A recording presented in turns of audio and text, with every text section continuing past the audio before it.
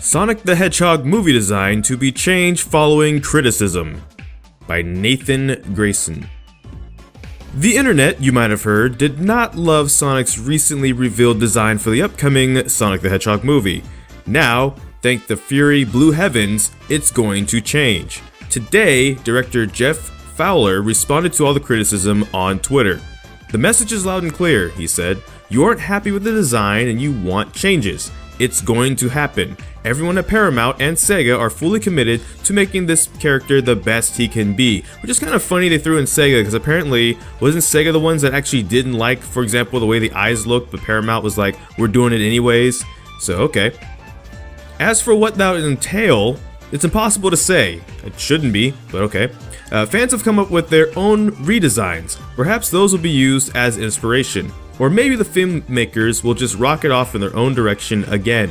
Regardless of how they choose to approach it, they'll likely have a lot of CG to redo before the movie's release in November. Here's hoping the studio finds a way to parcel out the labor reasonably instead of working a bunch of people to the bone, which is one of my fears.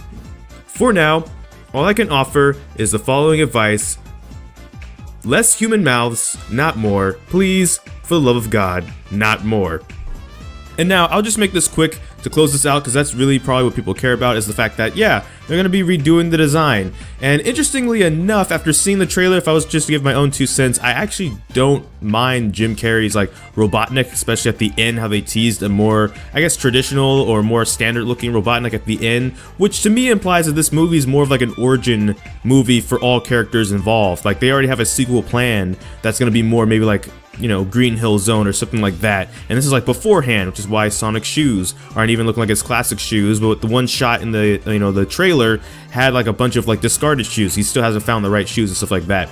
So I always kind of anticipated this would kind of be a thing, but I did see a theory being thrown around I want to pitch to you guys that this was always actually the plan. They actually just wanted to generate a lot of conversation and talking about this movie by doing this, and then they were already going to like a day later have this ready to go. Seems pretty either on top of it, or this was like a plan that they had to do and they wanted to do it this way.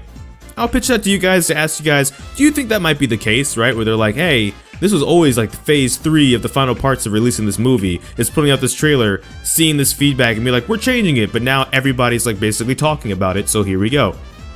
Of course, I had to talk about it because I've been doing like Sonic, you know, playthroughs of like a Sonic Adventure 2, Sonic Adventure, with the rumors of the remake of Sonic Adventure possibly coming out for the Switch and whatnot. So of course I had to weigh in on this finally after a while.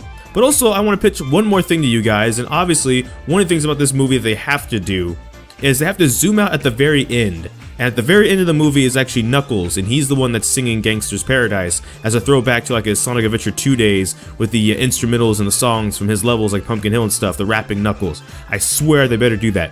So that being said, let me also pitch to you guys, what do you think should be the direction they do with the redesign? Because for me, one of the things I always kind of didn't like about people who were saying like, this is a Sonic for a new generation, and as such it's for the kids and stuff like that, and it is, I don't disagree with that, but I also felt like, yes, but this also kind of felt like they really just changed his look for the sake of change, rather than them kind of doing their own take on Sonic. Like if you look at Sonic Boom as an example, they did have to actually change the character designs at least slightly, because they weren't actually allowed to use the modern Sonic design, so that's why they look a bit different. Here, if they're working with Sega and stuff, I don't think they actually had to do that, and then they still did that.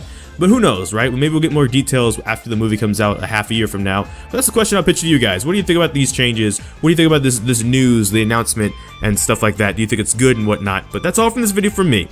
Thank you so much for watching this video. Make sure to like, comment, subscribe, hit that bell notification, the actual subscribe button, and we'll be back with our playthrough of Sonic Adventure tomorrow. So, I don't know which video will be next, we're just gonna have to wait and see. But until next time, take care, and enjoy pizza responsibly. Thank you for watching.